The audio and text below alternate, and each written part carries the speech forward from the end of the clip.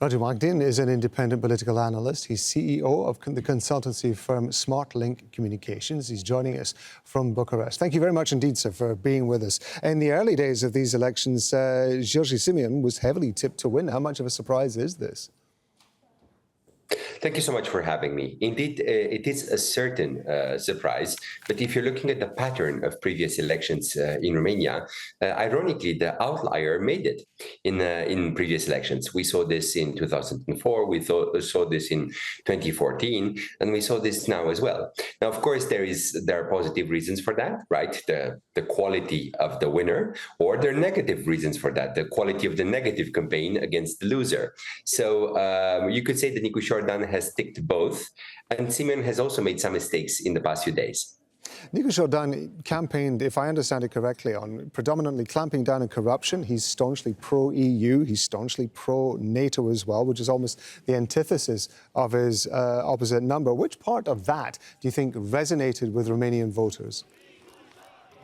So, first of all, clearly Europe was a polarizing element because we are, for the first time, faced with an election in Romania at the highest level, in which you saw a candidate in the second round who does have a problem with Brussels, not necessarily in the sense of a raw exit, of us Brexiting, for example, right? But in the sense that there was a need for a stronger Romania and a different kind of attitude as regards Brussels. Whereas Nicu Jordan was clearly the most constructive candidate, pointing out that Europe has done quite a lot in terms of more than 80 billion euros for Romania's prosperity ever since we joined the EU in 2007. So Europe was one of the dividing lines. There is a certain sense of a need of a new anti-corruption fight in Romania, but I would say this was a secondary issue. What I can tell you that for sure, it was an issue about change. Romanians really wanted, like your correspondent well said, Romanians refused the coalition parties' candidates in round one, and they refused them in round one last year in November, and they were looking for change. Now, the only debate was, what kind of change do you want? Do you want a radical change represented by Simeon, or a milder, more centrist change, which was represented by Dan, and he won. Georgi Simeon, of course, finished a close second. How tough is that level of opposition, do you think, going to make it for Nicu Jordan and his administration to push through a new agenda?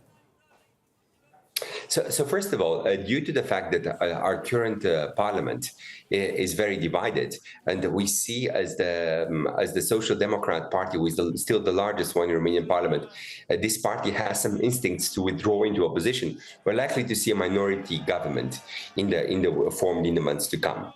So it's not easy for a minority government to push for all the reforms that the country wants. But for sure, the Social Democrats, in case they go into opposition, they will try to help from time to time on some key legislative packages. The country needs right now to show a different face to markets. So I'm sure that tomorrow markets will react positively to the news of the new president. By the way, the markets went down 2 weeks ago when we saw that Mr. Simeon was riding the wave after round one. So this clearly is the case for a more stable Romania, for Romania who wants to come back to reforms, pay its debt because we have a pretty large deficit, and move forward in a positive fashion. Obviously, there is nevertheless significant support for what Georgi Simeon was standing for. Do you think that Nicu Jordan's administration is going to have to make significant compromises in order to be able to accommodate at least some of those views and try to put to rest some of the fears of the supporters of Georgi Simeon? For sure, Mr. Dan will try a unifying message, but it's not so easy to unify a country. And you're perfectly right. What I can tell you is that for our mainstream parties, as well as any parties in the future government, which will be installed by Mr. Dan based on any majority in the parliament, these parties have to be very careful for future elections, for parliamentary elections in 2028, but also for presidential elections in 2030. Why? Because, as you well notice, society is very polarized. When you take harsher measures to cut the deficits, the population doesn't always respond too well to something which looks like austerity. And we had austerity 2010, 2011.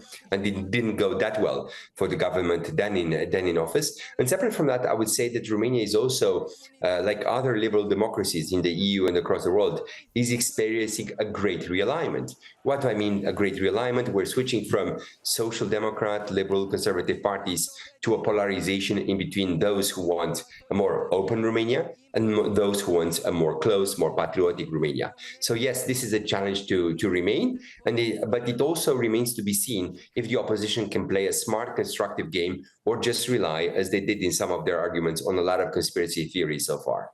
Really interesting to get that analysis from you, Radu MAGDIN. We appreciate it, sir. Thank you very much indeed. It's me thanking you.